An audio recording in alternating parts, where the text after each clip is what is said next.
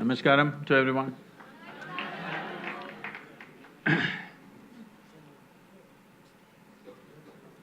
Well,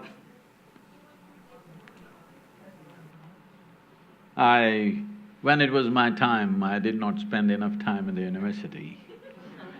So here I am making it up with all of you. And all of you are heavily privileged that you're in such a premier institution in the country. What a fabulous campus you have. And why this Youth and Truth? How it came about? Well, in the last 36 years, it's been a constant refrain, thousands of people coming to me and always saying, many people, Sadhguru, when I was 20, where were you? Now you have come when I'm 60, what am I supposed to do? So, they're accusing me that I did not arrive early enough in their lives. So I thought we will step out and meet the young people in this country. So this is why Youth and Truth. And essentially, what life means is, well, everybody they have their own opinions about what life is, but essentially, our life is just a certain amount of time and energy. Time is running out for all of us at the same pace. As we sit here, it's ticking away. What's ticking away is not the watch, what's ticking away is our life. Life is just getting over as we sit here. So, this is something we cannot control, we cannot stop, we cannot slow down, we cannot reverse, it's just going away. The only thing we can manage is our energies. That segment of life which we refer to as youth is a time of life when your energies are most exuberant. Most youth do not understand this. They think they are going to be like this forever.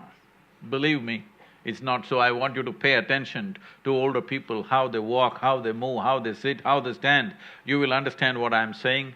This level of energy, this level of exuberance is not going to be with you forever. It's only in this segment of life which we refer to as youth, this is possible.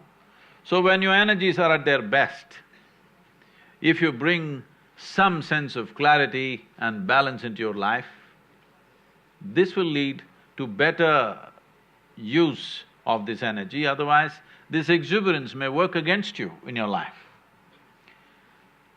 One thing I'm seeing is, see, if we want to produce a great society, a great nation, or a great world, we cannot build a great nation, a great society, we can only build great human beings. How do great human beings happen? Well, in some way, the individual genius has to unfold itself. Every individual human being, irrespective of who they are, everybody has a certain genius. But my percentage, if it's wrong, please tell me in JNU. If the percentage is more or less, please tell me. But my estimate in the world is, the number of people who manage to unfold their genius on this planet are less than 1%. 99% go without ever touching that dimension, just being concerned about livelihood, about this struggle, about that struggle, their own thoughts and emotions endlessly occupies them. Only less than 1% of the people unfold their genius. If we can raise this to 10% on this planet, this will become a fantastic world. Never before in the history of humanity did any generation have the kind of comforts and convenience and technological empowerment that we have today. Do you agree with me? Those of you who are looking at me through the phone, I'm asking you, hello. That's your third eye right now, the Samsung eye. So, we are the most empowered generation ever. But this empowerment, how is it going to unfold our lives? If we do the right things, if we know how to harness our own energies, our intelligence and our genius properly, with the kind of empowerment we have right now, we have the possibility to become the best generation ever on this planet. No other generation was this well equipped as we are. We are the first generation with this kind of empowerment. So it is in this effort that we are doing this Youth and Truth. This movement will continue. This is not just about visiting universities and colleges and speaking to them. We want to compile a whole lot of questions and answers so that this generation and the next generation, whatever kind of questions they ask, there must be some kind of sensible answer for them. So, today I'm telling the three of you to unplug and ask whatever, okay? Namaskaram, Sadhguru. On behalf of the entire JNU community, I welcome you to JNU, our very precious campus. Thank you very much. It is a sheer privilege and pleasure to have you here for the evening. It's well. Only when you speak. We have been very excited about the event, and the huge turnout of the audience manifests both the excitement and our gratitude. Especially the three moderators on the stage are overwhelmed to be here on the stage with you. We'd like to introduce ourselves to you and to the audience. I am Anima Sonkar, pursuing PhD in Russian and Central Asian Studies, School of International Studies. I am not just joyous. It was a dream come true to meet you. And it is very important for me to be an integral part of the event. Namaste Sadhguru, my name is Sundaresh. I am pursuing PhD in Zakir Hussain Center for Educational Studies. I am so happy, I have no words to express how happy I am. Hello Sadhguru, my name is Anjali Yogi. I am pursuing Oh, PhD. you're a yogi too. The another yogi. But I'm pursuing my PhD in Center for South Asian Studies at School of International Studies. And the journey from watching your YouTube videos to having an interaction with you has been very overwhelming. So, yeah. Sadhguru, if I can structure how the event will unfold tonight, we have prepared around 10 to 12 questions that we will be discussing in the panel. Then we will take up some of the questions that have come on social media, because we understand everybody cannot be on the campus. So we have chosen questions which resonates among the youth. After that, we open this house for the wonderful audience that we have for the evening. Thank you.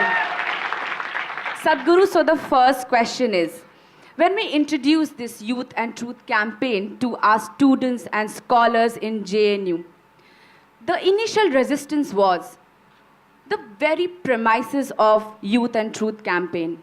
What truth per se is, and who qualifies you to answer all kinds of questions? Well,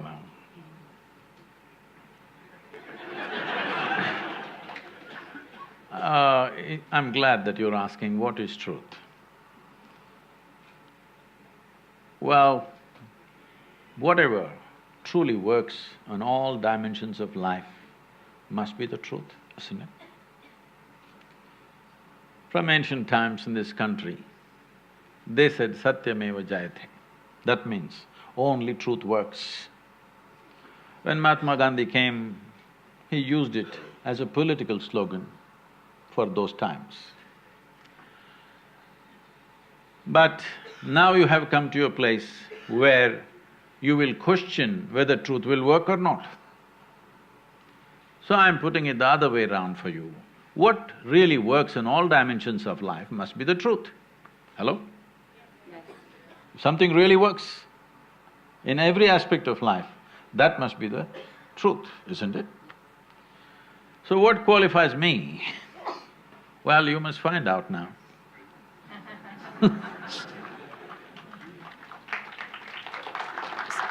Because I cannot say, I'm qualified to answer all the questions. You must find out. Sadhguru, next question is, JNU is a very politically vibrant campus, and it is impossible or impractical to be apolitical in this campus. One way or other way, we are labeled to a particular ideology, right, left, center. I give you an example. When I came to this campus, I did not get hostel immediately, so a student activist came to me. He told me to come his room. I went to his room. And when I saw there were 7 students who were already staying in a tiny room. So I refused to stay there and I stayed outside the campus. But a large section of MA and BA students who stay there. And since they are staying there, it is an obligation to participate in political activities and all. So if they participate in political activities, they are labeled as a particular ideology. They belong to particular ideology. One. Second example, whenever we give a particular opinion, maybe on campus issues or national issues or international issues, we are labeled to a particular ideology. My question to you, Sadhguru, how can a student remain a neutral or free thinker?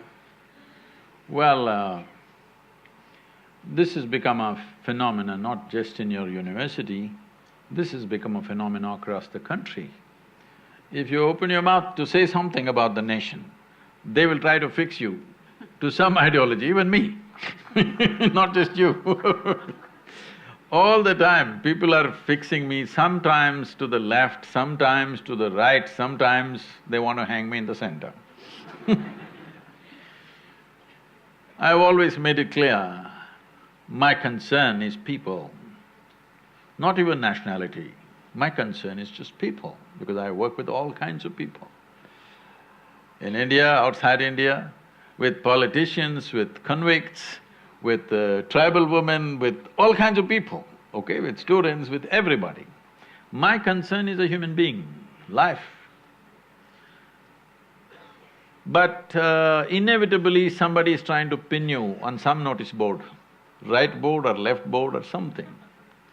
This is an unfortunate situation because this is the mechanics of how you destroy a democracy. That is, right now, let us say, you are committed to right, I'm committed to left, because I'm looking more left, okay?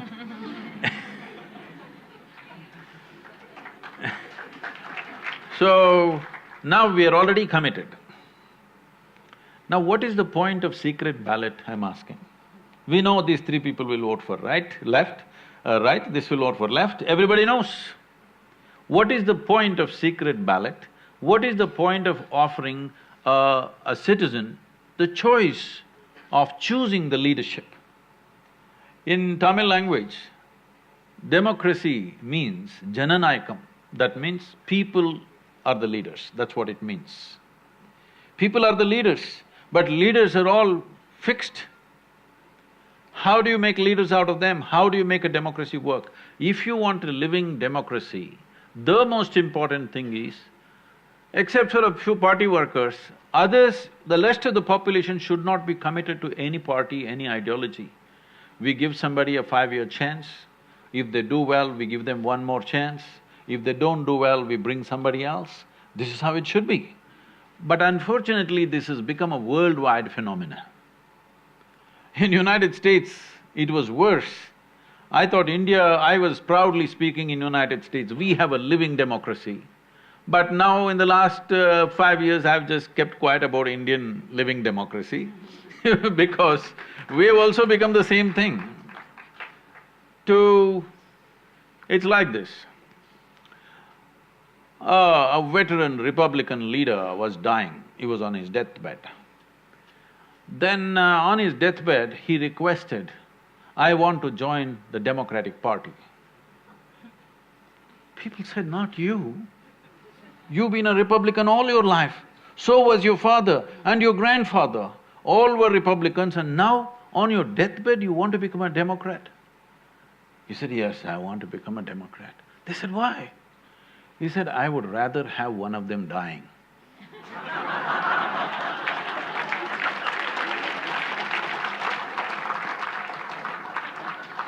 So it's become this bad. Please, all of you young people, I'm telling you, this is for every citizen in the country, but particularly in the university, please debate issues in the nation. Don't take sides. Every damn issue in the country you must debate. But do not take sides at this stage in your life because you are destroying democracy in this country. Because if… this is just like a clan, this is like a community or a religion. I belong to this party, you belong to that party, no matter what, I'm going to vote only to my party. This is a feudalistic society. This is not a democratic society. So, I request all the young people, either in this university, any university, you should not take political sides right now. You must debate issues, and what matters, who is going to offer solutions, they must get the vote. Whoever offers a proper solution, they must get the vote. Your vote is already committed, you're destroying democracy. Please don't do this. The most valuable thing we have, for all the troubles we go through, and all the news channels shouting at us, we endure all that only because we have democracy. Please do not destroy this by taking sides. Sadhguru, now I am afraid to even ask my question because my question is, I am a student activist. I get multiple opportunities to represent my organization on various platforms, especially media. And in doing so, I garner immense recognition. But when I interact with the same students and youths, among which I have that recognition, they expect me to practice humility overtly. So why, for a woman in politics especially, why am I made apologetic about my success for the good work that I'm doing? See, what you're referring to success is just recognition. That means a few people are applauding. The people who applaud today, tomorrow morning they will turn around and throw stones at you, the same people. This is the way of the world, okay? So do not float away in the sky because somebody is applauding. It's like this, you went outside, somebody told you, you are the most wonderful human being on the planet. So you came home floating on cloud number… What cloud number? Only 9. In South India we do 11, huh? You came home floating on whatever number of cloud.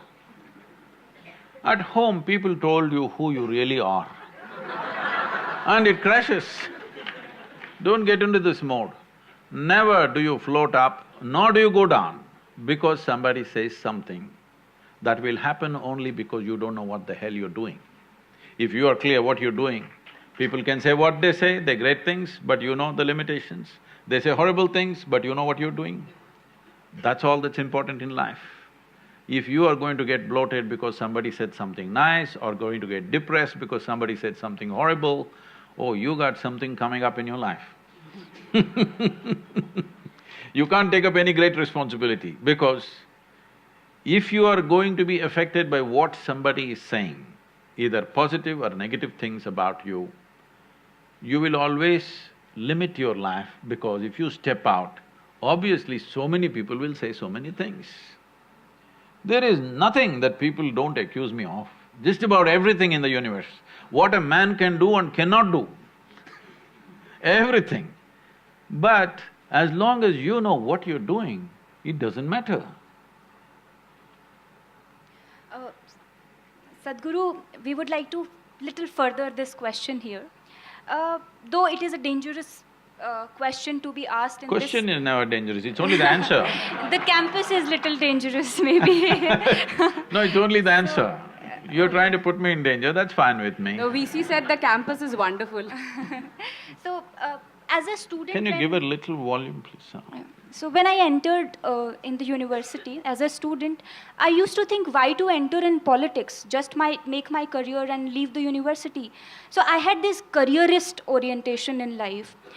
What you think about, is studentship and politics, is it a good mix? Do you think overall, is it a good mix? See, let's understand the word politics. Unfortunately, today in this country, if I say they're doing politics, that means they're doing something nasty. Unfortunate. Politics means, that means you're into policy making. That's what politics is supposed to be. A politician means somebody who is engaged in policy making. Policy making, is it vital for the making of a nation or no? Is it vital or no? So, first of all, take away the negative connotation of the word politics. So if you are doing politics as a nasty way of doing things with people, definitely you must stop it. But if you are looking how to understand, how to set a policy, maybe you will not become a politician in future, we don't know. But every young person should know how a policy should be made, how solution should be found for a society or a nation. Everybody should think about it. Otherwise, we have become an irresponsible citizenry where we don't even go and vote because we don't know what the hell it is.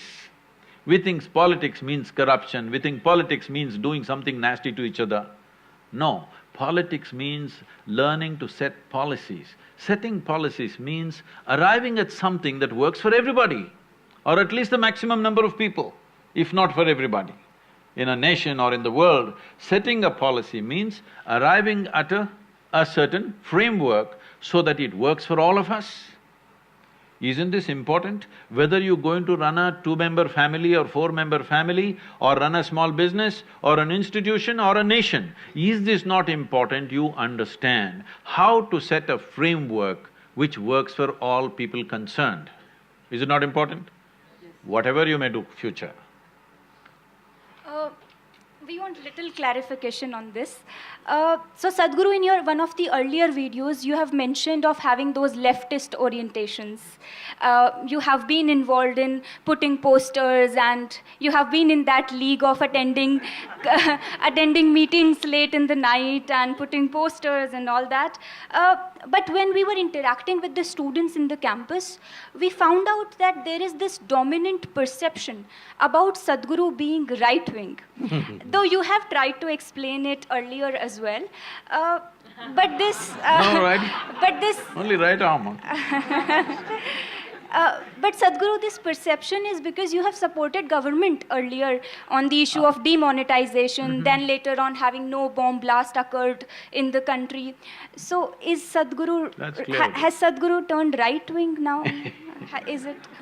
See, right now, we are working with the Tamil Nadu government, which you know is AIDMK. Nobody knows which wing it is.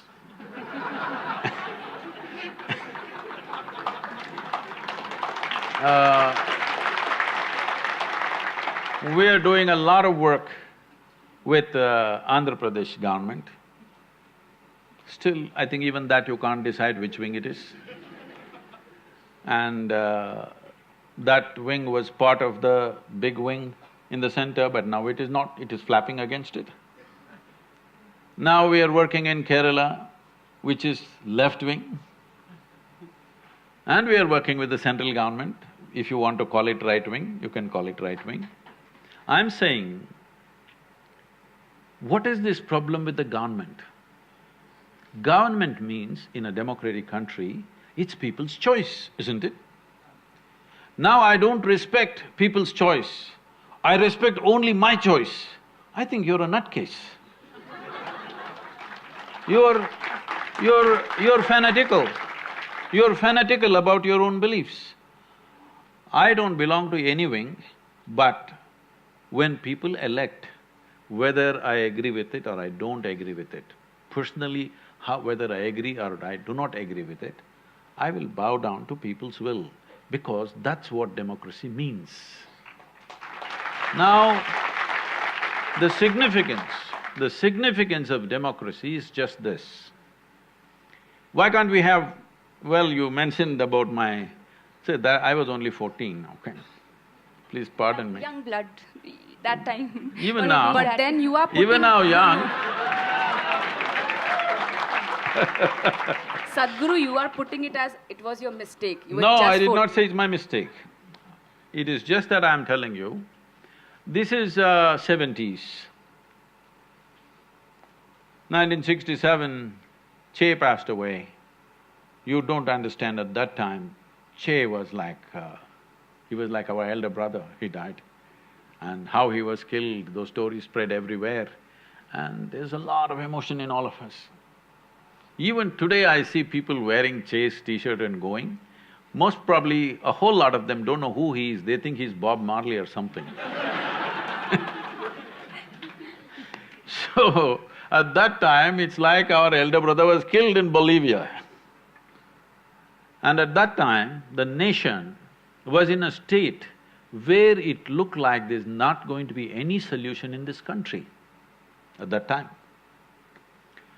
So we thought, we and a whole lot of other people believed, unless there's an armed revolution, there is no way out for this country. And even in school, there were teachers who were giving us talks. And everywhere there was Russian literature and we read and read, we devoured Russian literature and it all made sense. And I'm always angry. You can't believe this. But I'm always angry because everywhere I see injustice. In home, on the street, everywhere in politics and religion, any damn place I see only injustice and injustice and injustice. So I am all the time 24 hours angry about something. When you're angry, you want a quick solution. You're not willing to wait for solutions to happen, you want a quick solution. So the quick solution looked like armed struggle. These were the heady days of Charu Majumdar and Somalu in the south. Well, we were fired up by that. I'm not regretting those days, but we have come to a time now where we are on a threshold of possibility through democratic means. Never before this has happened in the world, I want you to know this. The only nation which has moved 1 billion people from poverty to a certain level of economic well-being is China, okay? But they did it the hard way, violent way, all bullets and bullets and bullets. But they've done a great job because keeping people for generations in poverty is worse than killing them. In extreme poverty, where nourishment is an issue. So they did what they did in their own way. You can condemn them or you can admire them. For me, it's a certain wisdom, painful wisdom, which they employed and they did. And once they achieved what they have to achieve, now they're trying to move slowly towards a democratic process to some extent. At least open market system they're going into. But with India, we have a unique possibility. We can move 500 to 600 million people from abject poverty in which they are right now to a reasonable level of well-being in a matter of next 10 to 15 years' time. We are just on the threshold of that. Through a democratic process, without bullets, without killing, without massive repression, nothing, no force. Without force, we are able to do it. If we manage to do it, if all of us get together, it will happen, otherwise we'll sit on the threshold forever. Right now there is a possibility we can cross the threshold. I think we must make that possibility a reality because never before any nation, anywhere, has moved 600 million people from poverty to reasonable well-being in a matter of one generation. It's not happened anywhere. We can do this in this country for the first time. So, well, when you were young, you were communist, now you are saying this. I have not changed my position, I'm still that. Because for me, communism means an individual embracing the community as myself. That I still am. I may not be in the party, because the party didn't make sense to me, but communism has not gone out of me. We are a community where we live together, a few thousand people, without any distinction of caste, creed, religion, anything. Nobody I've ever asked who come to Isha Yoga Center, what is your religion, what is your caste? I don't even ask because it never occurs to my mind. So, How I became right-wing in JNU, I do not know. So I feel today, when information is available everywhere, I think young people, educated people should… all of you research scholars should do some research at least, all right?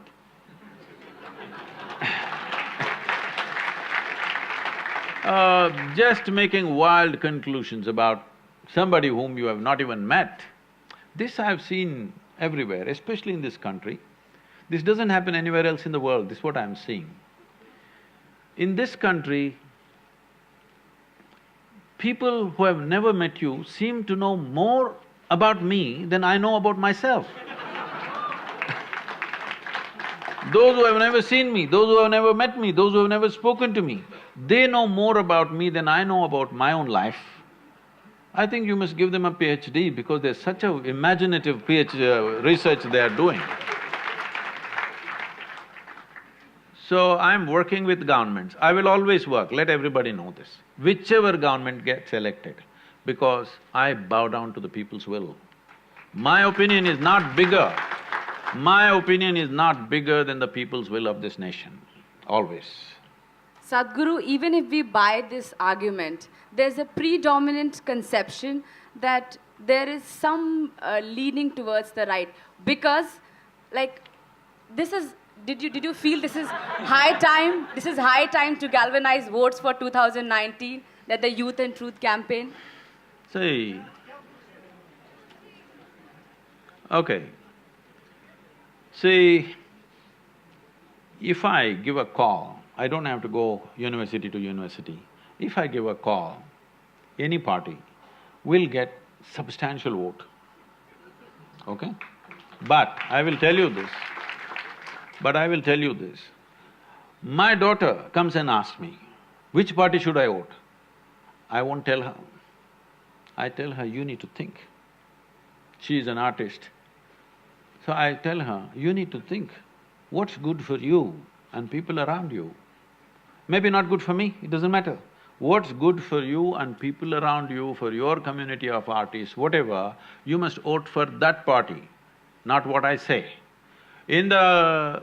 in the yoga center and everywhere I go, people ask, Sadhguru, whom should I vote for? I said, I will not take the step of destroying democracy. Because if I give a call and let's say 10 million people vote, have you not destroyed democracy? You have turned a democracy into a feudalistic process, that one leader gives a call, so everybody blindly will vote for something. This is what you're trying to change. People are voting on the basis of religion, caste, creed and all kinds of rubbish. This is what needs to change. Only when individual people think for themselves and vote every time fresh, not committed to even a party, only then democracy will stay alive. This is the most precious thing we have, because what is precious about a democracy is power can shift without bloodletting. Never in the history of humanity such things have happened. Even if power has to change in a family, somebody will bleed. Yes or no? This is how it's been. But for the first time in the last 100 years or 150 years, we are able to change leadership without bloodletting. Do not underestimate that. Do not ever underestimate that. Sadhguru, let us move from politics to research. Oh. So, JNU is well known for research, and there are 8,000 students on this campus. More than 50% of students are in research. No, 5,200 are in research. I've done some research.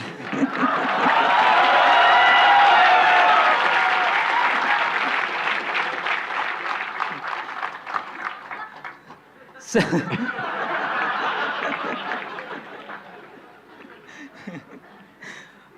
okay. Sadhguru, a question is keep bothering me since many years, that since you asked me, you said us to ask any question, the question is, what is research, especially in social science? Finding out things that your grandmother already knew. No, I'm not trying to belittle all research. It is just that a whole lot of things we may know, but still it is not articulated. It is not put in a way that it is implementable. Maybe your grandmother knew everything that you're researching, but she could not articulate and put it in a framework so that it can be applied somewhere. She knows it by her experience, but still it's not an application. So the idea of research is to find out things, maybe the same things people have known forever, especially in social sciences, not in physical sciences and other things, the research may be different, but in social sciences, a whole lot of wise people always knew whatever you're researching, all right? But still, it is not being put into a framework which is applicable, which can be used in a government or in an institution or somewhere else, wherever structures are there.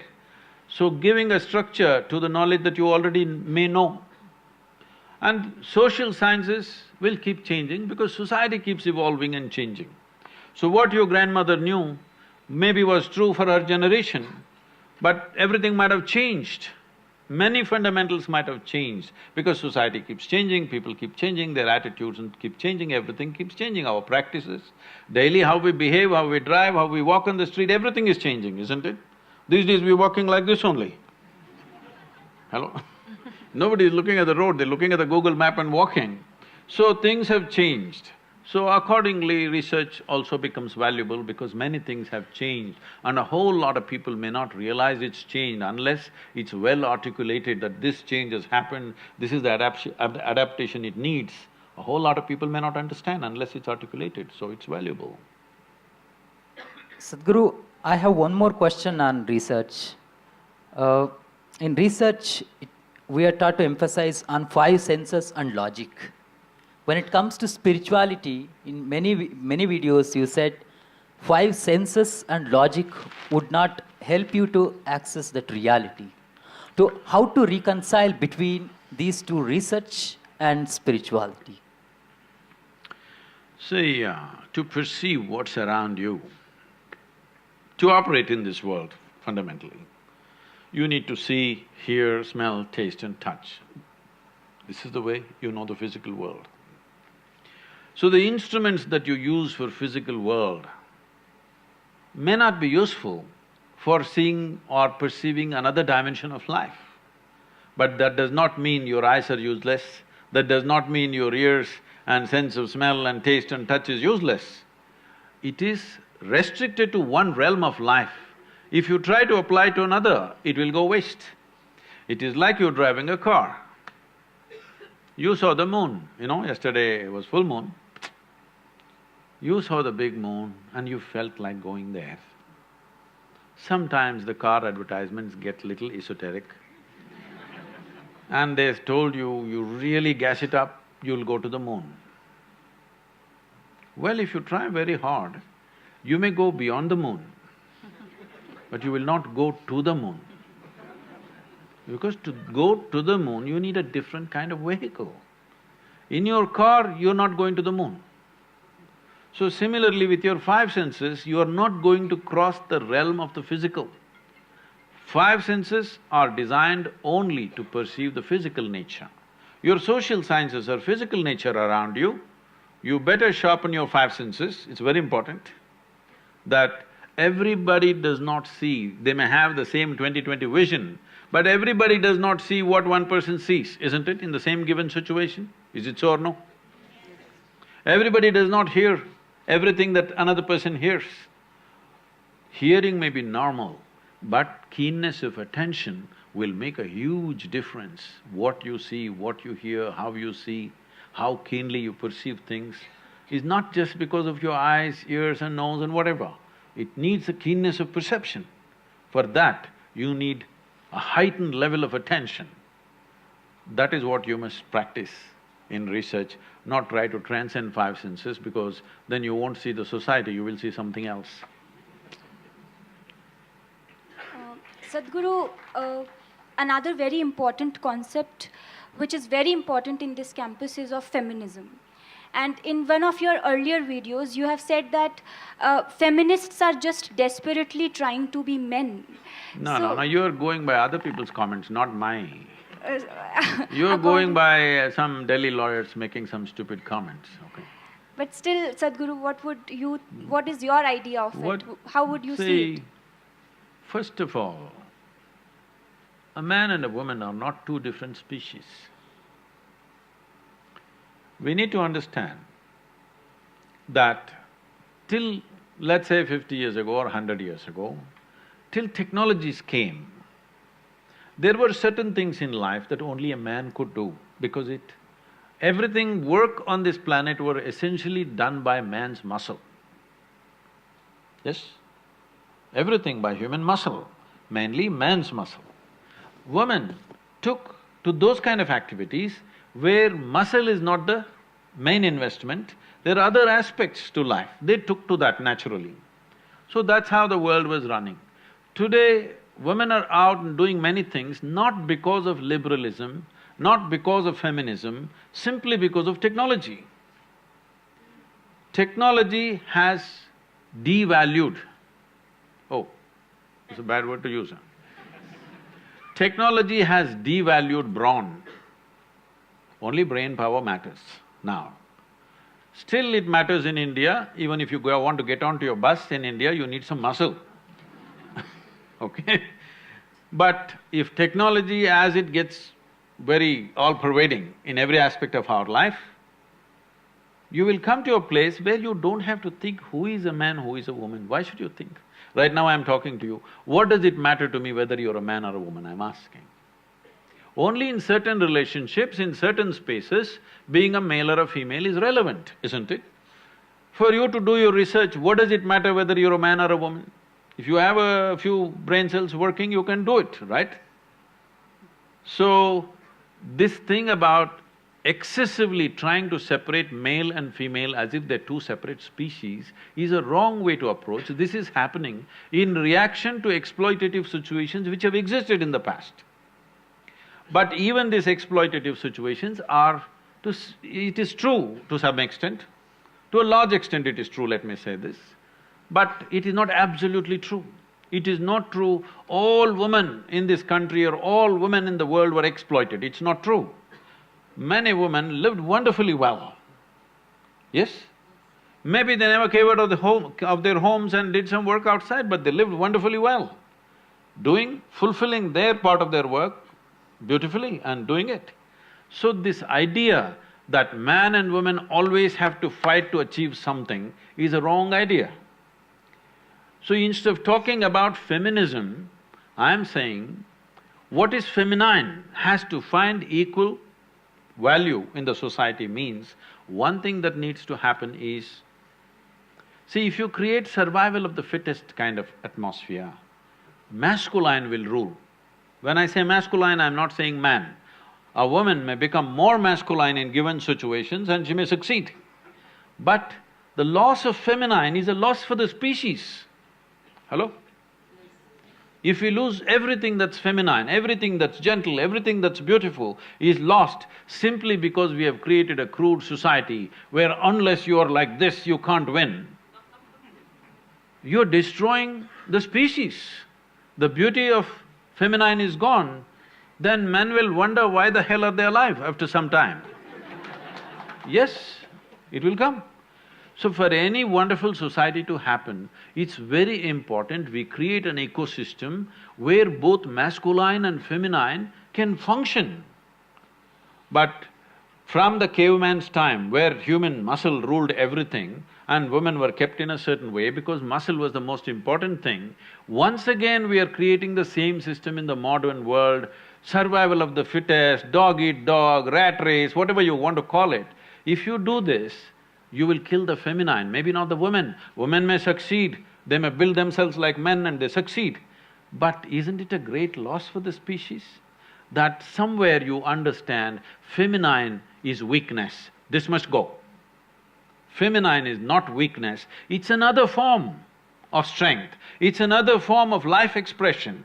As masculine is one form of expression, feminine is another form of expression. In yoga, The masculine is called right, Pingala, and feminine is left. So, I'm sorry, I'm on the right on this.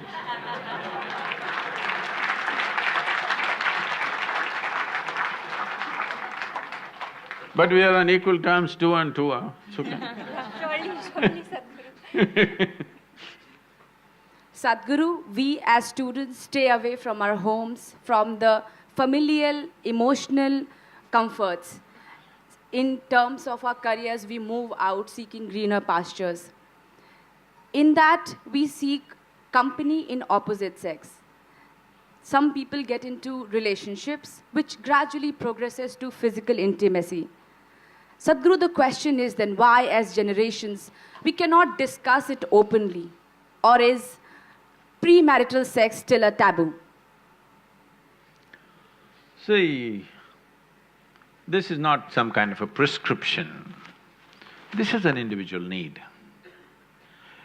Right now, we must understand this. In this society, we handled human sexuality like this. Before a girl attains puberty, they are named. This is the boy you're going to marry at the age of 6 or 7. They don't marry, but they keep telling him, your uncle's son, this guy, you're going to marry him, you're going to marry him. They're telling him, you're going to marry her. So they have not seen each other, they have not met each other, they have nothing going, but emotionally, they're being bound. Before they touch each other physically, they want them to be emotionally bound in a strong way. So this is the technique of the culture, how they dealt with it. So when you become or attain to your puberty, when your body blossoms into certain possibilities, now your emotions are already with somebody. So you handle your body, you don't go wild because your emotions are already attached to somebody. So by the time they're 15, 16, the girl gets married. By the time they're 17, 18, the boy gets married. They get into agriculture or business or whatever, their activity. So one important aspect of the life of the youth is settled. One thing is emotion, another thing is a physical requirement. Both are settled at an early age. And of course, those days children came within a year or 2 years, so they got engaged and they got busy and life went on, all right? Today, our lives have changed because by the time you finish education, most people are minimum 24, 25 years of age. PhD means 30, what, 35? I don't know what It depends how kind your professor is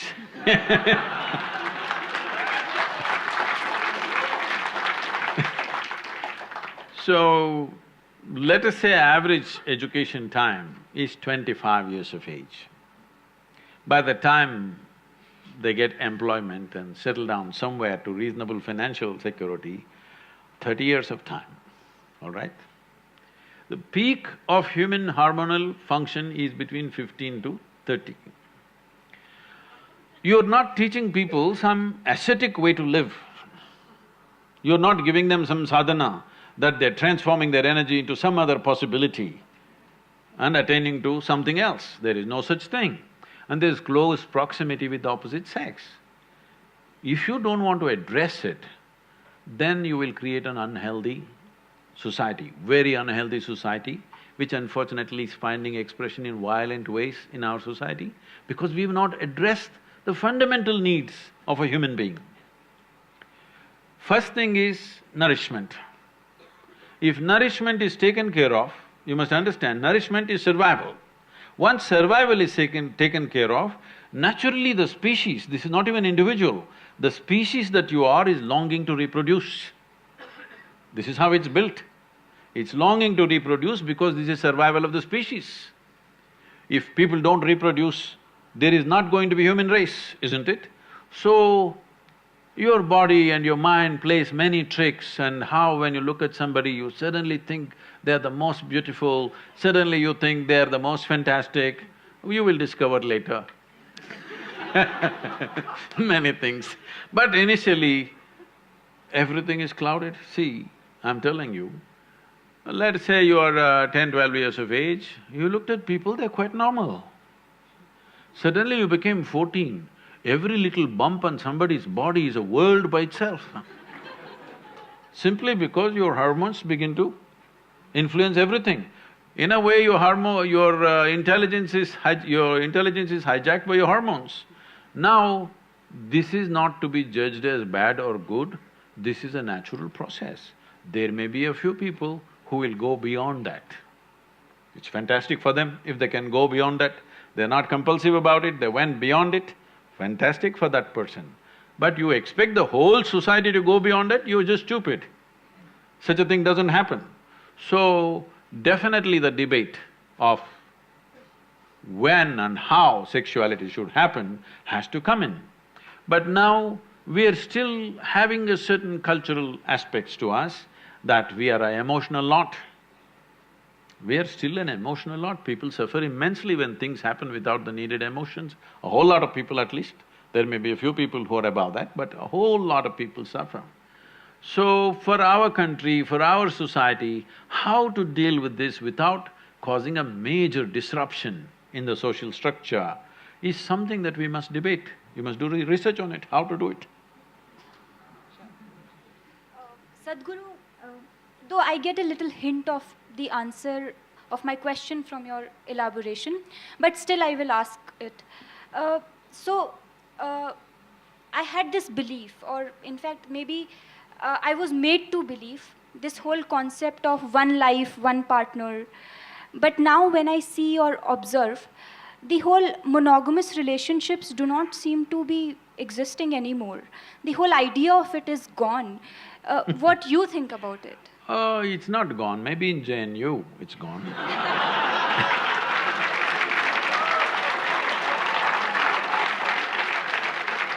In the rest of the world, it's not really gone. Even if you go to United States where there seems to be so much promiscuity, even there, when people marry, they believe it's for life. But of course, 2 years later, life gets over. That's another matter, but when they get married, they believe it's for life. That's why they invest in the diamonds. They think it's a lifetime investment. They're putting on that, but unfortunately, for all kinds of things, relationships go wrong. And one reason they go wrong so easily is because people are meeting much later in their life. See, when people met much younger, when their personalities were not concretized, they met early, 17, 18, then two people became like one person very easily. Now they're meeting at 30. Now both are concretized, two concrete blocks. But I'm seeing young people, if they marry, they hang on. If people marry over 50 years of age, they hang on because they have again softened up, concrete is again. Between 30 and 50, it's a bit of a concrete block, strong persona. Now, friction happens. Well, if they are wise, they will find something beyond. Well, monogamy and polygamy or whatever kind of gamy, if you want to see, the important thing we need to understand is, we are all here. You and me are here. This means a man and woman came together some time ago. Maybe you think their parents, they don't love, they don't do sex, they don't do anything. Just because a priest uttered a mantra, you were born, probably. No, it's not like that. Somebody had a physical need, so they handle it through marriage, and we are here.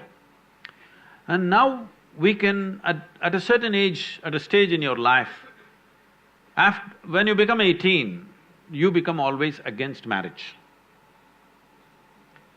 But when you were 3 years of age, you were for marriage, your parents' marriage. When you were 3 years of age, were you not glad your parents had a stable marriage? Hello? Yes. When you're 18, you think of free sex and no marriage and everything. But once again, if you become 50, 55, then you will look for a relationship that lasts. So it is for you to consider, because it's your life, to consider whether you want to live a life where emotionally you're always looking out for somebody, or You settle it in a certain way so that you can use your intelligence and time to create something else. Your research, your work or whatever you're doing, if emotions and body are settled, actually, your ability to use your intelligence will be much better. Otherwise, every day you have to walk around to find somebody. No, I'm not making this thing because I feel so bad in United States. People I know, that thousands of people are involved with me now. People over 40, 45 years of age, women I'm saying, wonderful people. But they are all on this… these days they've all gone online. Otherwise they go sit in a bar and wait. Somebody needs to pick them up today. It's terrible. Tinder generation. I'm sorry? Tinder generation. Whatever you want to call it. But I think it's so pathetic when a woman at 45 should have been loved and respected in a proper atmosphere. Now she's sitting there looking for some strange guy to come her way and she's going to make the judgment in the next 10 minutes when he buys her a drink or a dinner or something. This is tragic. This is tragic that you will end up without any sense of dignity. This doesn't mean everybody will go that way, but you must think of the larger well-being. Before you break a social structure, you must think whether we can replace it with a better structure. At any point in our life, let everybody understand this, whether it's a social structure or a political structure or a psychological setup in the society, whatever, before we break it, we must think through whether we have a better alternative system. Without an alternative system, if you break the existing damn thing that's working reasonably well, then it'll go crazy. Sadhguru, thank you so much for the elaboration. It was extremely valuable and precious for us. The different reflections that you had on the various aspects of life that came up in our questions and also in your answers. Before we open this house for the wonderful audience tonight, we'd like to take up some social media questions. And the first question is by Aniket Divadkar. He says, "Hi Guruji, in recent days I came across several contents about Illuminati, secret society, who are ruling our whole world using media, finance network and pharma politics. Even many leaders, Gurujis and priests are under their control. Your answer on this?" Not me. But you have to still answer the question. I will, but I'm saying I'm not under that control. I agree. Say, I think you're reading Dan Brown. You mean Aniket? Huh? Aniket Divadkar. Yes. Aniket, wherever you are. See, it is part of European culture to always… well, we are also imbibing it these days quite a bit. But in Europe, secret schools were romantic stuff. Even people who are now famous like a Socrates or Aristotle and these people, they were also part of the secret schools. Why would I make my school secret? Because society is in a mode of persecution of anything that it does not agree with. Persecution. Only if there is persecution, a school becomes a secret school, isn't it so? So, secret school traditions are so much in Europe because the dogmatic religious beliefs were really suppressing anything that they think is gathering 10 people, they want to demolish it, they will kill them. So they ran secret schools. In this, whatever you are referring to as Illuminati, and later on it transformed itself into Freemasons, some history, I cannot confirm this, some books have been written as to how Freemasonry was started by the Indian Masons who went to Egypt. Because they had to survive in a strange land, they came up with all kinds of tricks how to survive.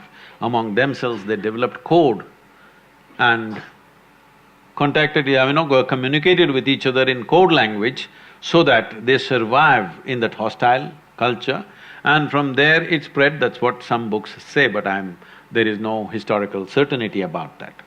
But it's possible, we know that masons went, stone masons from India went for building pyramids and the Baalbek temple. There are clear records about the Baalbek temple in Lebanon, which is about 4,200 or 300 years old, where they built a Phoenician temple which was built, where Indian masons and Indian elephants worked. Every Lebanese child knows about it in their school, but none of the Indians ever study this or anything like this is mentioned anywhere in any of the Indian history books, unfortunately. Anyway. So, later on it became Freemasonry, and Freemasonry took on a powerful form. When it went to United States, it took on a very powerful form because the Christian dogmatic thing was so suppressive. Free-thinking people called themselves Freemasons, though they were not doing any masonry anymore. But you will see one thing, wherever Freemasons are there, the building designs are fantastic. I've gone to a whole lot of Freemason temples simply because I love the design part of what they have done, fantastic designs. Because geometry is very much a part of their culture. It is because of this probably somebody is writing books saying that they came from India, because in India the yogic culture invested itself absolutely in the geometric aspect of life. Yoga means, in one way, aligning your geometry so that you become aligned with the cosmic geometry, so that your experience of life is enhanced in such a way that what is you and what is cosmos in some way becomes a reflection of yourself, or you become a reflection of the cosmos, whichever way you want to see it. So because wherever we see an extreme sense of geometry, then we think yogis must have been here, because this level of geometry doesn't come unless you are into an internal process in ancient times. Now, of course, people are studying geometry at a different level outside, but otherwise, at that time, the only way you could understand geometry so complex was studying your own structure, how this body is made, and observing the planets and astronomical phenomena. So, at one time, yes, they controlled a few things, but I think all secret schools are overly exaggerated. And don't worry, Aniket, what's his name? Aniket, don't worry, they're not controlling anything much these days. Donald Trump is controlling a lot of things.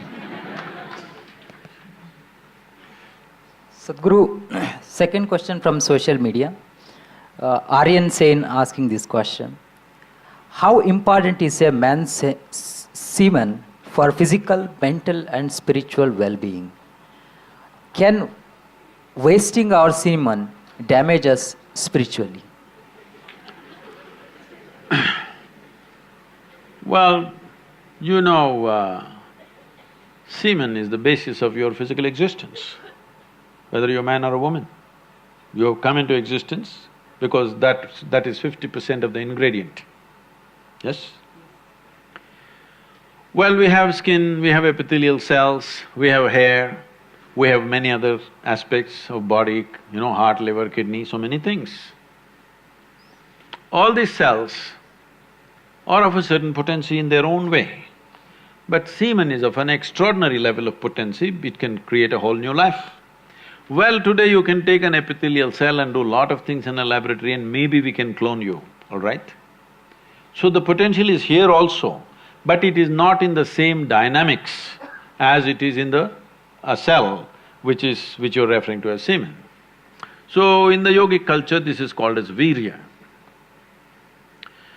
Virya also refers to what you call as vajra, which means stability, or diamond, which is the hardest thing. So in the human body, virya is considered to be like vajra. That means it is one of the most potent things if you know how to use it. Well, how to use it means you can use it to produce a child, that's one thing. Well, if this question is coming because you are using it to spill it on the JNU bed sheets, okay? If that's how you're using it, well, that's your compulsion, you're doing whatever you're doing.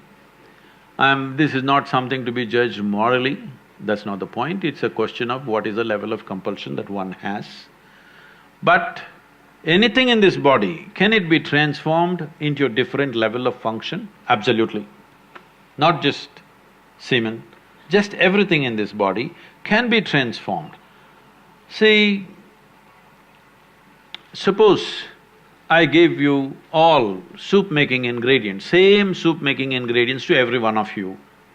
Do you believe all of you will produce the same soup? No. You will produce 500 varieties of soups, those same ingredients. That's all that's happened with us right now. All of us are fundamentally same ingredients, but see how different each one of us are. Different soups. Well, if I give you soup-making ingredients, either you can make a great soup or a lousy soup. Depends what kind of skills you have, isn't it? So this goes for everything, not just for semen. Every dimension of your body and your mind, you can transform into something tremendous, or you can make it mediocre, or you can make it a serious problem. Every aspect of your life. That goes for this aspect of life also. This same energy, see, people are making it literal translations, but if you want to produce a certain, let's say, epithelial cells, how much energy the body spends on it? And if you want to produce a cell which you call a semen, how much energy body spends is very different. This can be scientifically established. So, when you're investing so much energy in that, obviously it has a potency if you know how to explore. But are you competent to explore? Are you capable of exploring? Do you have the necessary sadhana and guidance to do that? That's a big question mark. Thank you, Sadhguru.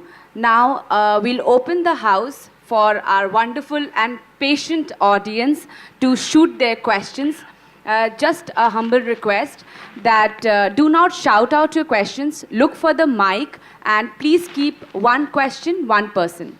We have people with mics, so you'll have to locate your mics. Guruji, yes. Namaskaram, Guruji. Guruji, you said that Little closer, if you can hold it this way. Only less than 1% of the people tap into their genius. You have always told us that turn inward. So, how do we turn inward and what do we look at? No, I didn't get that. Can you hold the microphone like I'm saying that only 1% of the genius, only 1% of the people tap into their genius. And you say that you need to turn inward to tap into their genius. How do we turn inward and what do we see? Well, there are two things mixed up in this. To unfold human genius, you need both external ambience and internal ambience. Internal ambience is just this: you must come to ease. You must come to total ease with life. Most people are going like this all the time. You have to come to ease. Coming to ease means, somebody was asking me in one of the colleges, how do we know where it is? In the yoga center, we have a cobra test. You know about this already, huh? You already know about it? Some of them. Some of them know. See, most of the venomous creatures are like this, particularly cobras are like this, and the bees are like that, and even the spiders are like that. They don't see you, they don't hear you much. Cobras are stone deaf, snakes are mostly stone deaf, they can't hear a thing. But they feel your chemistry. If you go into the forest and just pick up a cobra like this, not holding by the head and all that, simply like this, he will simply come without any reaction. I think you saw… showed a quick image there where I'm holding a king cobra in my hand, not by the head, just like this. He's not a pet, he's a wild snake, okay? He was with us only for 2 days, then we left him in the mountains because he came there, I caught him. So, if a king cobra bites you, it'll give you somewhere between 20 to 40 minutes to live. He has enough venom to kill an elephant, okay? That king cobra that you saw is nearly 13 feet long. He has enough venom to kill an elephant. But I'm holding him like this, he's simply there. because he only sensing your chemistry. If you show a little bit of anxiety, he'll go for you because he senses danger. Your anxiety is danger for him. So we can put you through a cobra test whether you have come to ease or not. Even if you come to ease, whether the social situation will allow you to explore your genius or not, that is also there. When you have a very dogmatic social structure around you, when you have very dogmatic religions around you, then they won't allow you to explore your genius. They will make sure that you stick to the norms that they've established. So, creating a social ambience and an internal ambience is important. I think today you can escape from any kind of dogmatic situations or compulsive situations around you, you can leave that place. It was not possible to leave that place 100, 200 years ago. But today, if you find a situation is completely not conducive for your way of existence, you can leave that place and transport yourself to another place and live there, isn't it? This was not possible in the past, but now you have to come to ease. But today, whole lot of you are taking pride, you're looking at your lack of attention, your stress like qualifications. I'm stressed. It's supposed to be a qualification or what? It's almost become like this, especially I'm seeing in the management sector. If you're a CEO, at least you must have an ulcer. Otherwise, you're not a good CEO, you're not working hard enough. This is because we are thinking stress is a natural phenomena. No, stress is just your inability to handle your own system. Yes? You do not know how to handle your body, how to handle your chemistry, how to handle your thought, your emotion, and you're calling this is happening because of something else. No. Outside situations, people will create the way they know life. It's for you to create the inner situations the way you want it, isn't it? The world will never happen 100% your way, never ever. But at least this 1% must happen your way, isn't it so? Right now, this person is not happening your way, that's the big problem. The reason why I'm here today is to provide tools or technologies for well-being, so that at least within yourself you're the way you want to be. If you had a choice as to how to be within yourself, would you choose to be joyful or miserable? You must tell me right now, I'm going to bless you. Joyful. Choice for yourself is very clear, isn't it? If there is a choice between pleasantness and unpleasantness, you want pleasantness for yourself. What you want for your neighbor may be debatable. But what you want for yourself is 100% clear. Coming to ease, there are many ways. This question can be asked, ease means people will say peace. This happened, can I tell you a joke? Yes. Are you okay? Because many of you looking so serious, I'm wondering. In JNU, there are jokes or only serious? Hello? All the time, jokes. Okay. So, Shankaran Pillai was an abusive husband. He was always abusing his wife, sometimes physical abuse, sometimes sexual abuse, sometimes verbal abuse on a daily basis, everything. But the wife was always just calm, undisturbed. One day he freaked on her, but she was undisturbed. Then he asked, how do you do this? I'm abusing you. Every day I say something nasty, some days I do something nasty to you, but I've never seen you throwing up. You're always peaceful. How do you do it? She said, I clean the toilet. What? If I abuse you, you clean the toilet? She says, yes. If you abuse me, I clean the toilet. When I physically abuse you, she said, I will clean 2 toilets. If I sexually abuse you, she said, I'll clean all the toilets in the house. But cleaning a toilet, how does it keep you peaceful? She said, I use your toothbrush.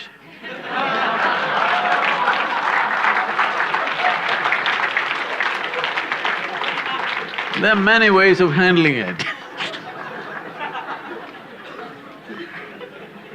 We now, there are hundreds of students outside the auditorium, so we'll now take up a question from outside. Hello, sir. My name is Mohammad Akmal, and I'm a student of JNU. My question to you is that, I have some others question in my mind, but right now my question is that you said when you were in United States, you always said there that India is the biggest living democracy. But now after 4 years, you have stopped saying this. What made you to stop saying this thing now? Why you have stopped saying this, that now we are not the biggest living democracy? No, I think you're taking 4 years literally. Not because of these 4 years. I am seeing we are also getting organized like United States. Either I am a Republican or a Democrat. My father was a Republican, my grandfather was a Republican, so I am also Republican. This is what a Republican said. Then another person asked, a Democrat asked him, suppose your father was a jackass and your grandfather was a jackass, what would you be? He said, I would be a Democrat. So, United States was unfortunately divided like this for last few decades. But that was not so in India. But now I would say in the last probably 10 years or so, it's becoming so vitiated, everybody belongs to some party. This is destruction of democracy. Everybody should look at it, not before. 3 months before election, you should start evaluating, what have these people done? Have they done something for the nation? Have they not done something for the nation? Should you give them another chance or should you not give them another chance? Is something that you must evaluate just before election, not right through the 5 years. There's no sense to that. You must evaluate according to your intelligence. Today there's information, all right? There is enough information. Using that information according to your intelligence, not driven by your peers, not driven by your party, not driven by your father or grandfather who was a jackass, by your intelligence, according to your understanding, you must vote. Only then this franchise has some meaning. This is why secret ballot. Already we decided this is right, this is left. What is the point of voting? We already know we can just count you straight away. The entire exercise of election, it is one of the largest phenomena on the planet, Indian election process. It's a phenomenal and fantastic process. It reaches the remotest village in the country and it's reasonably organized, believe me. In spite of all the chaos, it is pretty well organized. And what is the point if well beforehand, 5 years ago itself I am determined which party I am going to vote to, what is the point of this exercise? What is the point of a secret ballot? The idea is nobody should know who you voted for, isn't it? It's very important if you want to keep democracy. Sadhguru looks in complete mood to continue this conversation. However, we are running very low on time, so probably we'll take just one more question from the audience and we close the event. Hello, Sadhguru. My name is Tamanna. Little louder, please. My question to you is, we see quite a generation gap between our generation and our parents' generation, and it sometimes so happens that Hey, no, not me, no gap between you and me. I'm much younger than you. It sometimes so happens that we want something out of our life and they don't necessarily agree with it and we end up in a conflict. And we sometimes even curb our desires just to see them happy. So how do we deal with that conflict? See, please sit down, thank you. This is not a problem with your generation. This is a problem, unfortunately, with every generation. I think it's very silly that every generation has the same problem. If we are in a learning mode, at least we must have a new problem, isn't it? Every generation has the same problem. Though they were also youth just 25, 30 years ago, somehow they suddenly act like they landed, just like as they are today. So, because your parents are not here, I can't talk to them, so we'll talk to you. If you want to craft your life the way you want, and what you want, if it's not in concurrence with your parents or the society in which you live in or the university in which you're studying, it can happen. What you choose may not be in line not only with your parents' choices, may not be in line with your peers' choices, may not be in line with the institution's choices, may not be in line with the society in which you live. So if you want to do your own thing, you must understand there will be a price to pay. Only thing you're complaining about is how to have what I want without paying a price. There is no such life. If you want to do what you want, and if what you want is not in line with the larger interests of what is around you, then they will make you pay a price. If what you want means so much to you, you must pay the price. But if you find the price is too much for what little you want to do, you will step back naturally. It is like going to the market, you know. You went and want to buy a few flowers, that guy says 2,000 bucks. For flowers? You say, no, I want flowers. But no, because he's asking too big a price. This is so with every step in our life. When we want to do something, there will be a price attached to it. We must evaluate, do I want to pay this price? What I want, does it mean so much to me that I'm willing to pay this price? Or I'm not willing to pay this price. This is individual. There is no standard treatment for everybody. This is individual. Some people want it so badly, they're willing to pay any price. For some people, it's a passing interest, so they will drop it and they'll go on. There's nothing wrong with both. Both are fine. The questions are interesting and intriguing. So we'll ask You didn't Sadhguru… say anything about the answers, huh?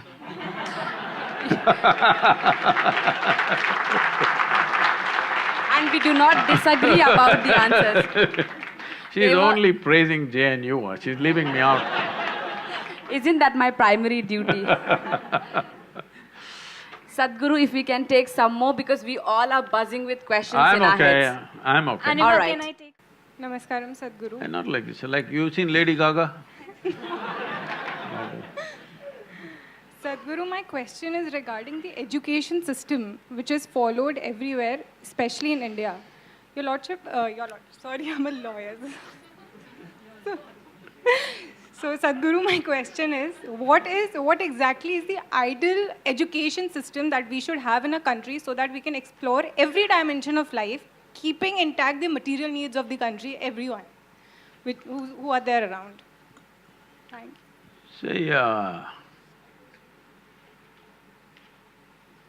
there is no such system that you can create in a limited amount of time that human life is, and that too, education is a certain part of our life.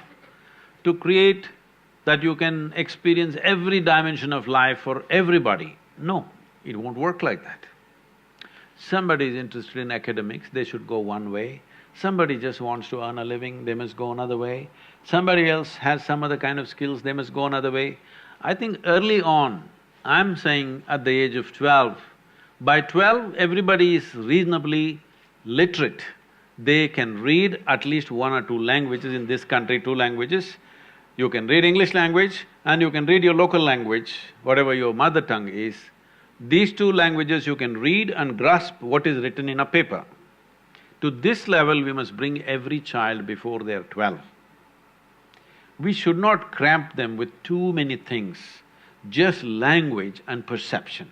What I read, I understand, that's all. This capability if you bring by 12, then you can do evaluation, who should go for skill-based thing, who should go for little higher level of expertise in the same skills, who should go for academic pursuits. This needs to happen. If this doesn't happen, everybody is being pushed through the extruder of academics. People are just committing suicide, not one or two. In 2016, some 17,600 youth below 18 years of age commit suicide. 7,000 and odd are below 15 years of age. If 12, 13, 14-year-old boys and girls start killing themselves, are we not doing something fundamentally wrong in our society? Hello? Yes. Not grown-up people. 12, 13-year-old boys and girls who must be exuberant life, at that time they want to take their life. Obviously, we are doing something very fundamentally wrong, isn't it? And unfortunately, 90% of these suicides are education-related. Few other things are family, something else, some other issues. But 90% of them are education-related. Definitely, we need to revisit this education as to how to do education.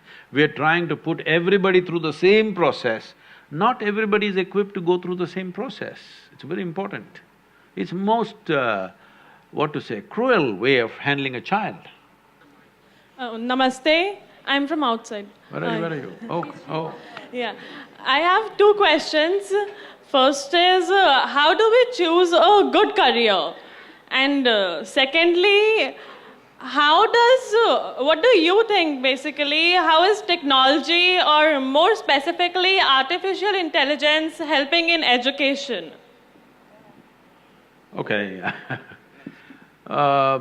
We'll answer the second question first because in the last 2 years, people are inviting me to speak in all kinds of international conferences about artificial intelligence. When they first invited me, I didn't understand, why am I being invited? I said, I am not an artificial intelligence, I am a natural intelligence, why are you calling me for artificial intelligence? Then they said their problem is, everybody is worrying if artificial intelligence comes, we will lose our jobs. I said, that means you're going to have a holiday, which you're always looking for. What is the problem if the machine does all the work on this planet? How fantastic it is for human beings, I think if machines start doing all the menial jobs, already just see, suppose everything that you have built in this JNU, let's say you were building it, you had to just build it with a pickaxe and a crowbar, how much work it would have taken? Because machines and other things have come, how much work has been taken off? Because of that, your intelligence has found more opportunity. If you were just wielding a crowbar, only your muscles would have grown. So now, right now, most of the work that you're doing and most of education that you're teaching in this world is essentially about gathering of data. Accumulate data, analyze it, assimilate it in a certain way and throw it at people in different ways. This you call as education. But now this Google lady she knows more than anybody around you, yes? She seems to know everything. You ask her anything without batting an eyelid she's telling you any damn thing in the world, yes or no? So, a time is coming, it's just a question of 5–10 years, where what you will learn in 5 years of research, a machine will process it. If you feed the data, it will process it and tell you in 5 minutes. This happened to me when I was very young. For the first time, I saw a calculator, a Panasonic or a Sony calculator. At that time, it was just around 100 rupees, a flatbed calculator. Probably you've not seen such basic calculators today. It was very simple. Then first time they showed me, tuk, arithmetic, chuck. Then the first thing I thought was, then why the hell am I going to this stupid math class? If this damn machine can add for me, multiply for me, divide for me, cos theta, sin theta, everything, why the hell are they torturing me with this. I said, just give me this one thing, I won't come to the math class. I'll give you all the answers you want. Give me any problem, I'll give you the answer. It took so many years, over 45, 50 years. Now, that calculator has become so complex, it knows more than you can know in your entire lifetime. It's great, isn't it? It's great, absolutely great, because as physical work was taken away from you by the machines, physical machines, mechanical machines, now your intellectual work is being taken away by another kind of machine. I think it's fantastic time coming. You don't have to bother about gathering information, processing it, struggling with, misinterpreting it, misunderstanding it. Nothing, everything processed and it'll come out clean. Now what will the human beings do? That's a big question. This is what the caveman also thought when you showed him an earth mover. What will I do if this earth mover comes? Well, that caveman is probably in JNU now. Yes, if there was no machines, you would be also moving a rock somewhere, isn't it? Because mechanical machines came, today you are in the university. Tomorrow, if an intellectual machine comes, anything that you can do in terms of data processing in your intellect, machines will do better than you in the next 5 to 10 years' time. And it will not be one big supercomputer, it'll be in your pocket. It'll be that small a small machine which will do more than all these brains put together in terms of intellectual assimilation of things. Information, assimilation and projection. This the machine will do better than you, it'll give you permutations and combinations. All research done in 3 days. You put the data, boom, it will tell you what is the conclusion. So, people are worried they will lose their jobs. I'm glad they will lose their jobs, because I think a great time is coming for humanity, that we don't have to do physical work, we don't have to do intellectual work. Only now you will explore other dimensions of intelligence within the human being. Intellect is only the surface of your intelligence. I know this may gather a lot of… Will you give me 2 minutes to explain this? Because what you call as intellect is called buddhi in the yogic culture. Buddhi, your intellect, I'll ask you a question, those of you who are awake and asleep, you must answer this question. If I ask you, you want a sharp intellect or a dull intellect, what's your choice? Sharp. So obviously, intellect is a cutting instrument, isn't it? You want it sharp like a knife. Now, what is happening with our education system and the way we're building the society is, we are using a knife to do everything. Somehow, this is coming to me quite a few times in the last few months, because I think once again, after many years, I'm once again riding motorcycles much more than what I've done in the last 30 years. So these memories are coming back to me. I was riding all over the country without any purpose, simply end to end, till I hit the national border, I went and then turned back and rode in another direction. I just only calculated the money I had in my pocket and the kilometers to cover, okay? So one of those… sometimes, this is something for you to do research on, is there are times when I rode 3 nights and 3 days continuously, without hitting anything, without falling drowsy or sleepy, anything. I did certain things with my system, because somebody you asked the question, can semen be transformed into something?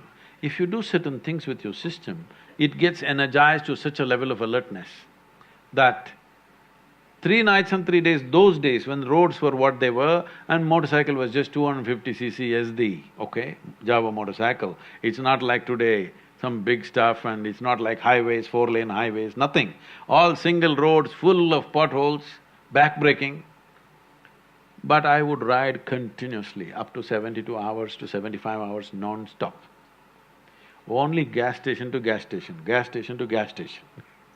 So one night I'm riding full night and I'm somewhere in… I'm not very sure where, somewhere between Madhya Pradesh and Uttar Pradesh. Early morning I came and parked near a dhaba, thought I'll have a tea and rest for some time and move on. My chain had become slack. I don't know if you all still motorcycle or you're all metro people. So, I never allow anybody to touch my motorcycle because I'm always on it, so I don't trust anybody, I do everything myself from engine work to everything. But chain had become slack, I was sitting there, full night of riding. Then I saw Mubarak Mechanical Works, handwritten sign. I saw this and I saw a strapping young youth. I said, hey, can you tighten my chain? Because tightening a chain is not some great technology, but hands become messy. So I thought, let him do it for me. So then he said yes and he came full enthusiasm. Then I saw in his hands, he just had a chisel and a hammer. I said, wait, what are you doing? She said, no, I can do it. I said, wait, you don't have any tools? Then I walked into his little shack, which is his garage. I went inside, there are only a few chisels and bigger and smaller hammers. This guy does everything with a chisel and hammer. Maybe he can do it, but after he does it, that's the last time you're going to fix that machine again. After that, it's done, okay? I said, you don't touch my motorcycle. Why I'm saying this is, right now our education system is like this. We are doing everything with one dimension of our intelligence, which is the intellect. Intellect is good only if it's sharp, otherwise it's no good. If you use a sharp instrument to do everything, then obviously you will be in tatters. This is why people are 30, 40, 50, 60 years of age, they still don't know how to handle their thought and emotion. When are you going to learn? Are you going to live for 10,000 years or so? When is it that you're going to learn how to handle your thought and emotion? You may call this stress, you may call this anxiety, you may call this misery, you may call this madness. Essentially, you do not know how to handle your own thought and emotion, that's all, isn't it so? This is because you're going on one wheel of intelligence. There are many wheels of intelligence, only one wheel is spinning, others are all stuck or you never explode. So it's very important that if artificial intelligence comes, everything that you can do intellectually, a little machine will do. Now I think human beings will explore other dimensions. I think I will become very significant. The sooner the artificial intelligence comes, the more significant I will become, because then they will come, what else can I do? There are many more things you can do. I am Kimsi Sonkar and I am a… Where are you? Oh, on the screen, okay. Yeah. I am sitting outside, I am a PhD scholar in JNU and I always have an ethical dilemma that when I eat the mess food, it is always not in the standard of like, we get the mood of eating, we don't want to eat, and I end up wasting a lot of food. So I want a solution. How do I make up my mind to eat the food which I feel I don't like at all? Because I see that there are people dying for a single grain of food and I am here wasting food, getting all the facilities, but still I can't eat that food. However hard I try to sell the mess worker that please put little bit. So, if you want a demo how you should eat this mess food, if you can. yeah, if you want a demo, you must take me out for dinner today at your mess.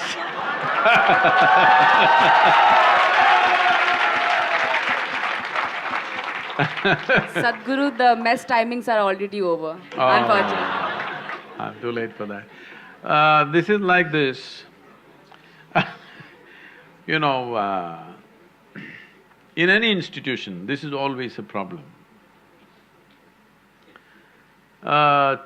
Even children in our school, though we do a lot of variety of food for them, children complaining about the food. I remember when my daughter was studying in a school, I go there as a parent, as a guest, to stay in the school for 3 days, twice a year. I just love the food in the school. I eat much more in the school than I would eat anywhere else. She just can't eat it. She just curses it every day, it smells the same, I can't eat this. I think this is a problem in every institution, it doesn't matter what kind of food you give, this issue is there. But I think a whole lot of people are complaining in their homes also, all right? So I think one thing you can do is, I don't know if it's possible, I'm taking the liberty of saying this, the Vice Chancellor is here, it's a suggestion, not a thing. One thing you should do is, maybe some of you should form teams that you will go and participate in the kitchen, maybe 1 week in a year, different people, at least you will know whom to curse. Right-wing parties, left-wing parties, if they cook, at least who is cooking better?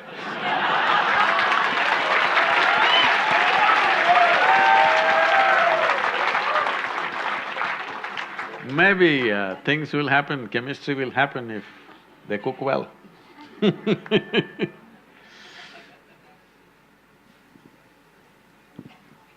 Sadhguru, every time I come to know of a feat achieved or the great ability of a role model, there is an instinctive aspiration to encompass that and to achieve that for myself as well. But then with it comes the formidability of the profoundness of the ambition. So what is the right approach for such ambitions in life?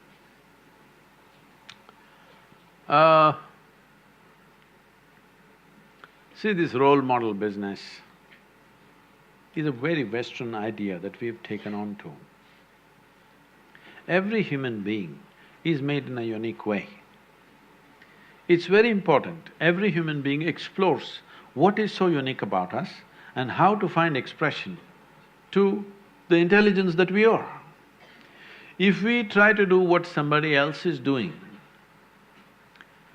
then one thing is, maybe it's easy because it's like a set path, already they've done it, so I want to do the same thing, it's easy to do it.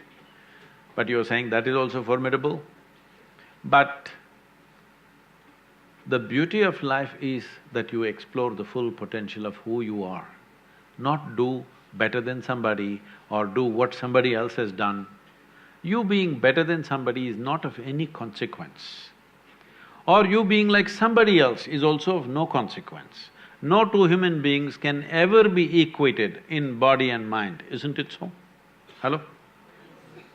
You can never ever equate two people in mind and body. This is one kind, that's another kind, absolutely unique. Never ever these two things are going to be same, do what you want.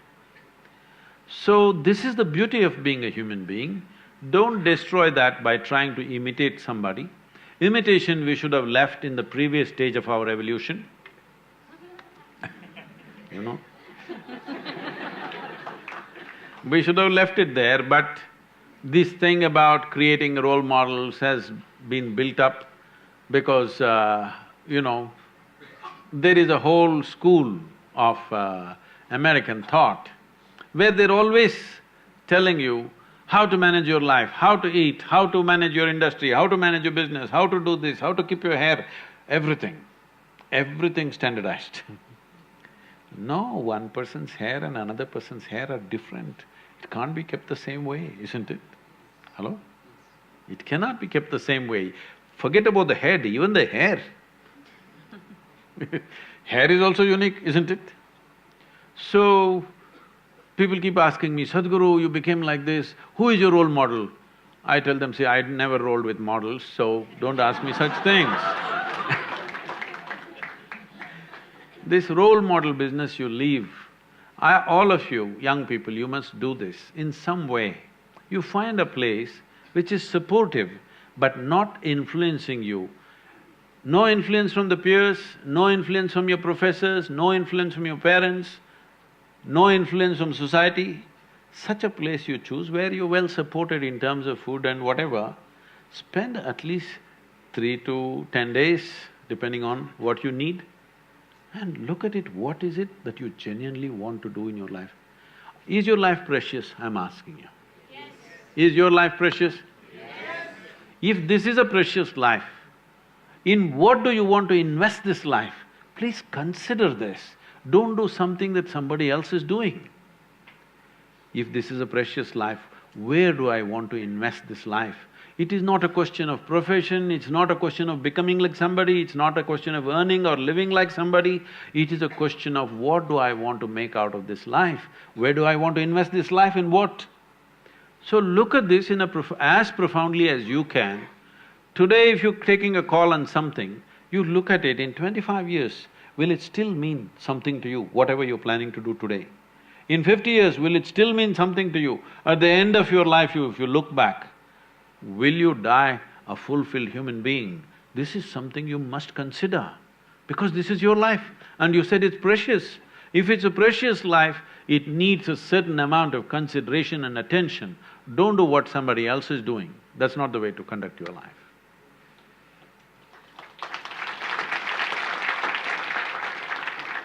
Dear audience, we understand your urge to ask questions, but we'll take just one last question. Hello Sadhguru. First of all, namaskaram. I'm a Hindu by birth, not by choice. So basically I'm an agnostic kind of person. So my question is, like, we all have been encountering a statement everywhere, like on social media and in our day-to-day life, that our religion is in danger. First of all, this question comes in my mind since my childhood: what is religion? And the other thing, how is it in danger? And is it necessary to have a religion at all?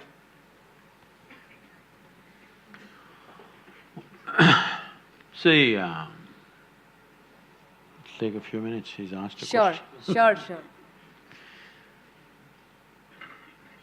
See, I want you to look back on this nation and see what is the context of this nation. If you look back on the history of this country, there was a time when there were over 200 political entities, kings, I mean, many small kingdoms, big empires. Sometimes certain kings came and conquered and made it into larger empire, sometimes it broke into small. Largely it was been somewhere between 100 to 250 nations within one geography of what we call as Indian subcontinent today. But though there were so many political nations, people from outside always called this land as Hindustan. Yes? Even now, if you go to Arabia, let's say Lebanon and Jordan and these kind of places, you will find thousands of women in Lebanon are still taking the name Hind. It's their name, because in their language, Hind means India. I asked them, first time when I went, I was surprised. Why are you taking name India? I mean, in Lebanon, why are you Indian? They said, no, this is our culture. We always connected with India. Probably these people are somebody who went long time ago. They become part of that culture and they look like that, everything is like that. Must have been thousands of years ago. They must have been homesick. When you're homesick, you call your daughter India. So at least I can call India, India every day because I'm missing my country So that tradition is still there. But even then they called Hind or Hindustan, though we were many nations within this subcontinent. Oh, okay. So why did they call this nation Hindustan is, one thing is it's a geographical identity. The land that lies between Himalayas and the Indus-Sagara, which is today called as Indian Ocean, they call this Hindustan. Himalaya and Indus-Sagara, between that is Hindustan. So geographical identity was given, but not political identity, not language identity, not religious identity. This is very significant because they could not figure out who the hell we were even then. As even today, you can't figure out who the hell you are, that's why you're asking this question. Even then, the same question as your Vice-Chancellor asked, Sadhguru, would you answer the question, who am I? So we still can't figure out who the hell we are. Because this has been a land of seeking, never a land of belief. If you want a religion, essentially, when somebody says, I'm religious, they always say, I'm a believer, isn't it? Let's explore this word belief. How many of you believe you have two hands? All of such people just at least raise one hand, please. Do you believe you have two hands or do you know you have two hands? You know. If somebody starts an argument with you and tries to prove to you you have no two hands, if their argument becomes too overwhelming, one slap in the face, he knows you got hands, isn't it? But there are so many things you believe in heaven, you believe in God, you believe in many things. Why do you believe?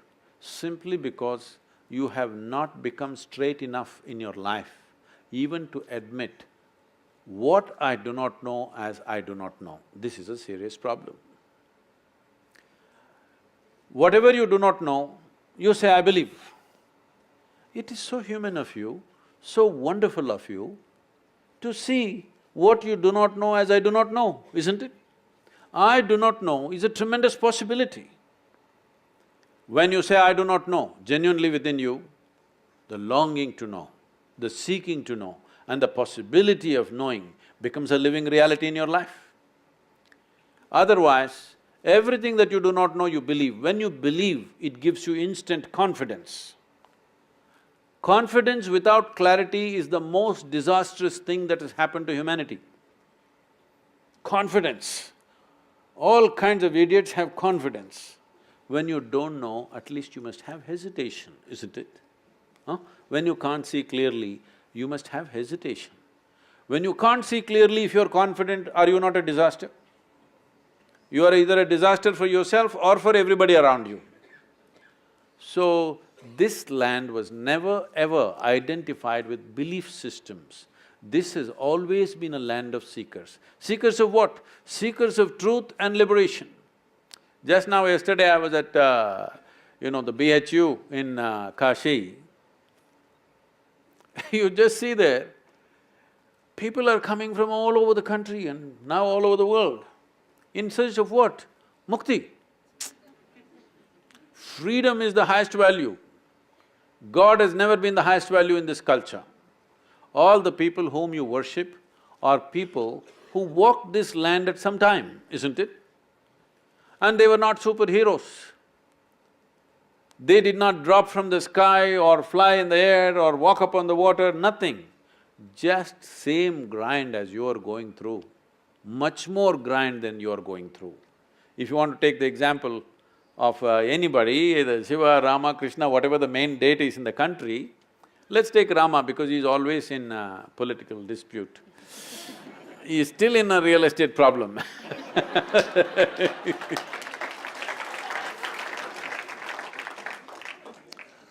At the age of 17 or 18, he's been coronated as a king, rightfully, because whatever, those days his father and son. He marries a young princess. In a short while, some political situation, something goes wrong, and they're banished to a forest. Well, in your television, whatever you saw, or in some movie you saw Rama Sita doing honeymoon in the forest. No, it was an exile. Going to the jungle is not a picnic. Most of you may not know, I've lived in jungles by myself alone without any outside support. After 3 weeks, when I came back home, my mother would look at me, she couldn't recognize me because from head to toe, insect bites, this, that, you cannot be recognized. Especially if you take girls, when they come out after 2-3 weeks, you cannot recognize them because everything will be swollen, all kinds of things will happen to you if you live in the jungle. So taking a young wife and going, she's not a tribal woman, she's a princess, going to the forest was not picnic or honeymoon, it was an exile. As if that was not bad enough, the Sri Lankan people came and kidnapped the wife. Yes, happened, right? Now, he's a king after all. If one wife goes, he could have found a local solution. A king is entitled to have many wives, but one is gone, he could have found somebody next to him. But the man loves the woman so much. In those days, no GPS, you don't know where exactly Sri Lanka is located. Just him and his brother walk, I want you to imagine the walk from Ayodhya to southern India. Not a simple search. How many people will search for a lost wife 6,000–7,000 years ago, walking 2,000 plus kilometers? How many men would have done that? So, he walked and formed a Tamil army, then went to Sri Lanka, burned down a beautiful city, fought a war, killed hundreds of people, got back his wife. If a man has to do this, that woman should mean so much to him to do such an act, isn't it? Then he brought her back. Again he became a king, again something goes wrong. By then she's pregnant. See, a king's wife or a queen being pregnant means it's not just a pregnancy, it's the future of the nation. It is a big thing, it's not a small thing. And he's a big emperor by then. But something goes wrong and he sends his wife to the jungle again. No sonogram, so doesn't know whether it's a boy or girl, boys or girls or what. It's not a small thing for a king. If it's going to be a son, it's important for the future of his everything. But he doesn't know, sends his wife away to the jungle. Then she delivers 2 boys, he doesn't know. If something really horrible has to happen in anybody's life, knowingly or unknowingly you kill your own children, this is the worst thing that can happen to you, isn't it? He almost killed his own children. He fought a battle with them, nearly killed, he had intent to kill, not knowing they're his children. Fortunately, it did not happen. But anyway, he never again saw his wife, she died in the jungle. You don't call this a success story, isn't it? Hello? You don't call this a success story. Then why are we worshipping this man? Why is this man celebrated as a great whatever? Simply because no matter what life threw at him, most people would break if one of those situations happened in their life. He is a serial disaster. But in spite of all this, he did not become angry, he did not become resentful, hateful, he managed his balance all the time, did not withdraw, active, doing the best he can, and that's about it. And after he came back from Sri Lanka, he did something fantastic. After having killed Ravana, he wanted to take a year of penance in the Himalayas. Lakshmana, his brother said, "Are you crazy? You killed the man and we had to kill him, he took his wife, your wife. So why do you have to do penance for that man?" He said, "See, he had 10 qualities. The 9 qualities I killed, I have no regret. But he was also a great devotee and I killed that also along with everything else. For that I have to do penance." Because the man is free from whatever is happening around him, you throw the most horrible things at him, he is just who he is.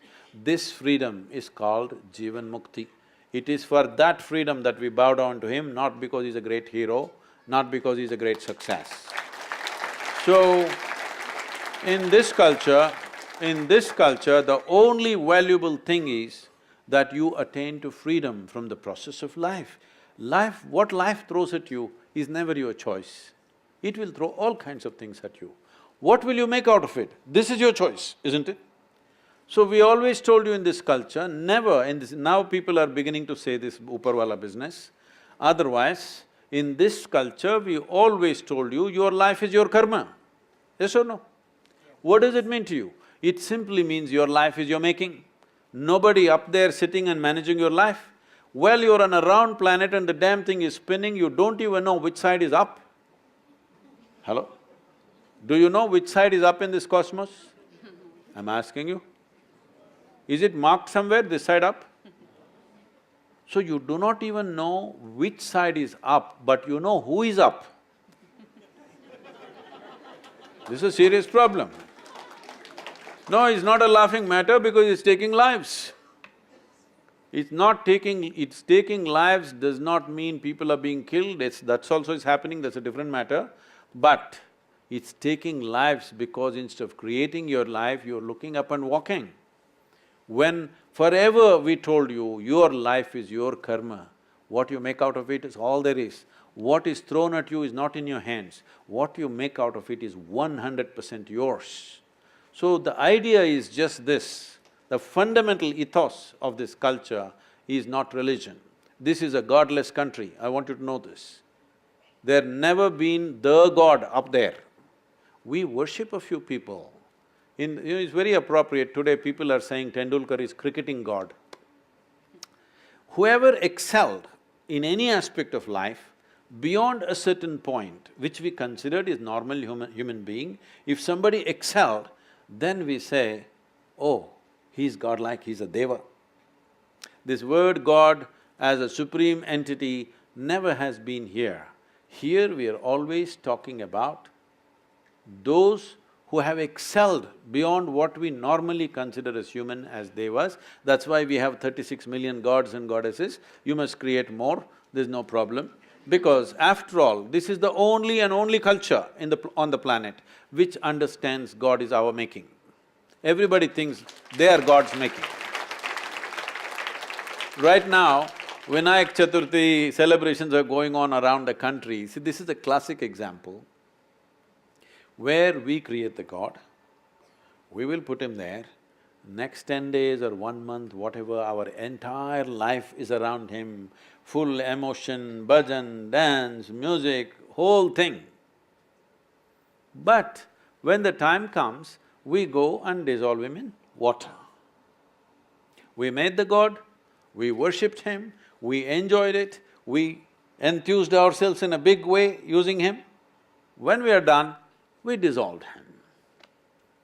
This clearly shows you we have an innate understanding God is our making, isn't it? So, here we have only had a spiritual process, variety of spiritual processes, but never religion.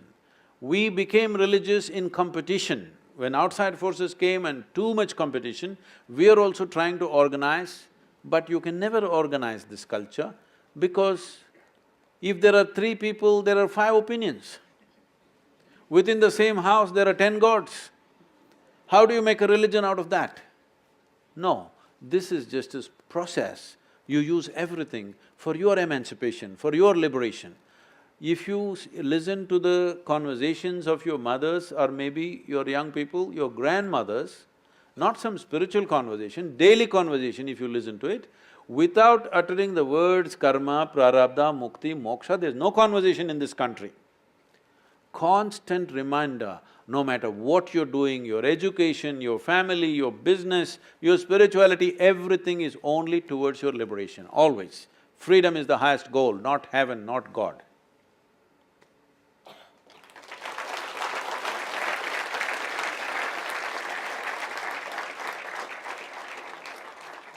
Sadhguru, you leave us with a lot of thought to ponder upon.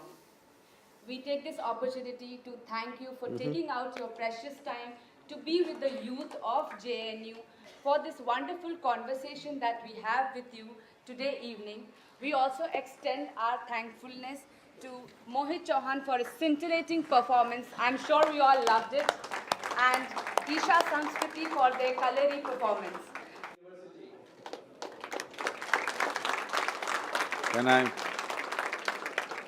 Can I just say a few words to it?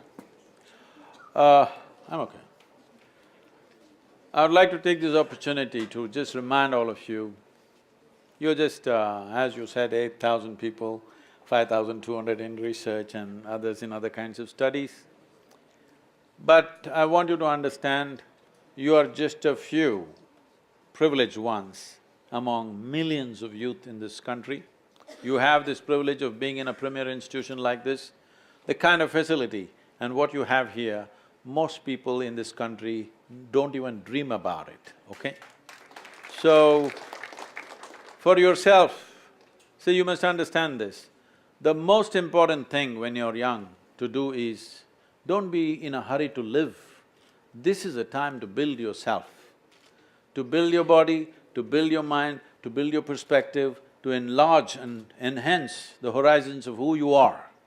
This time of your life should be invested in that, because as I said earlier, it is only by producing great human beings that we can create a great society, a nation and a world. So, it's my wish and my blessing that all of you should make use of this time at the university to enhance yourself as truly wonderful human beings who can contribute to the well-being of humanity in future. Thank you very much.